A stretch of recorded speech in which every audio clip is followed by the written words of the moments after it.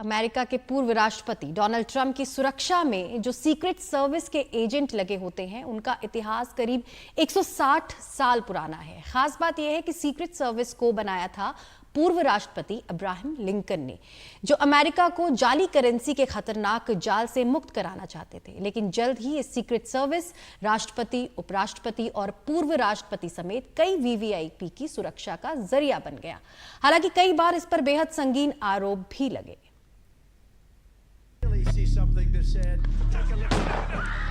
एक गोली अमेरिका के पूर्व राष्ट्रपति को छूकर चली गई। उसके बाद उनकी हिफाजत में जबरदस्त एक्शन में आए ये जवान अमेरिका के सीक्रेट सर्विस के जवान हैं, जो पिछले 160 सालों से अमेरिका के राष्ट्रपतियों और पूर्व राष्ट्रपतियों की सुरक्षा में लगे हुए हैं।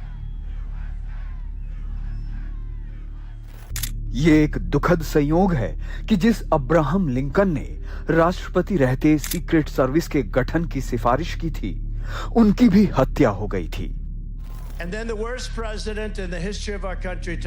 लिंकन ने राष्ट्रपति रहते अमेरिका में दास प्रथा का खात्मा किया था, लेकिन जाली करेंसी देश की अर्थव्यवस्था को दीमक की तरह चाट रही थी। बाद में यही सीक्रेट सर्विस अमेरिकी राष्ट्रपतियों और पूर्व राष्ट्रपतियों की सुरक्षा करने लगी। अब ट्रंप पर हुए हमले के बाद अमेरिका की सबसे बड़ी खुफिया एजेंसी ये जानने में जुटी है कि कहीं इसमें आतंकवाद की साजिश तो नहीं।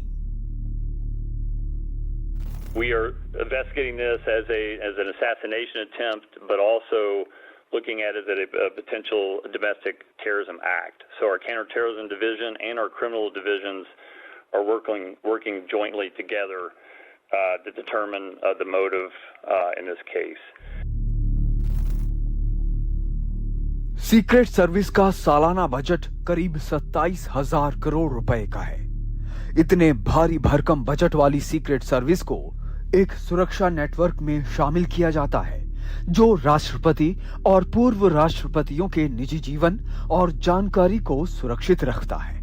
उनके कहीं जाने से पहले सीक्रेट सर्विस के एजेंट वहां जाकर जगह की जांच करते हैं, सीसीटीवी कैमरे, वायरलेस नेटवर्क और दूसरे नेटवर्क से लैस होते हैं।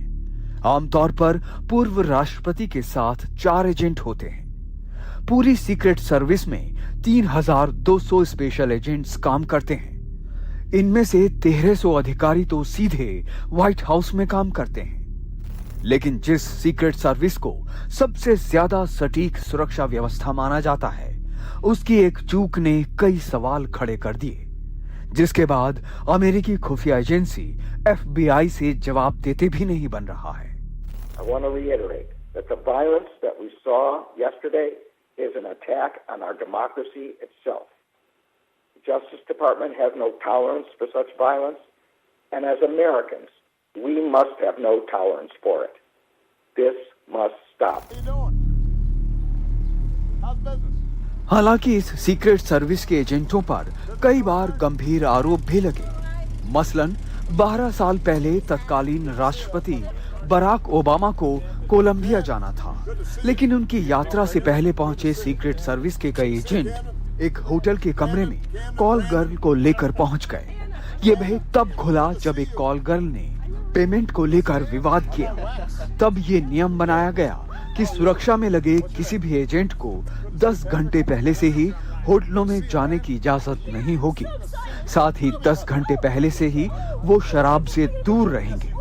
लेकिन पूर्व राष्ट्रपति डोनाल्ड ट्रंप पर हुए हमले के बाद सवाल उठने लगा कि क्या वाकई सीक्रेट सर्विस ठीक से काम कर रही है, या फिर इसकी लापरवाहियां किसी बड़े हादसे का सबब बन सकती हैं। इन सवालों ने अमेरिकी सरकार को लोकतंत्र की याद दिला दी है। The American people can rest assured that we will leave no stone unturned as we work to get to the bottom of what happened yesterday. वाकई सुरक्षा में ऐसी खामी को रोके जाने की सख्त जरूरत है, लेकिन इसके लिए अमेरिका में बंदूक की संस्कृति को खत्म करने की जरूरत है, जो गाहे बगाहे बेगुनाहों की जान ले लेती है। NDTV इंडिया की रिपोर्ट।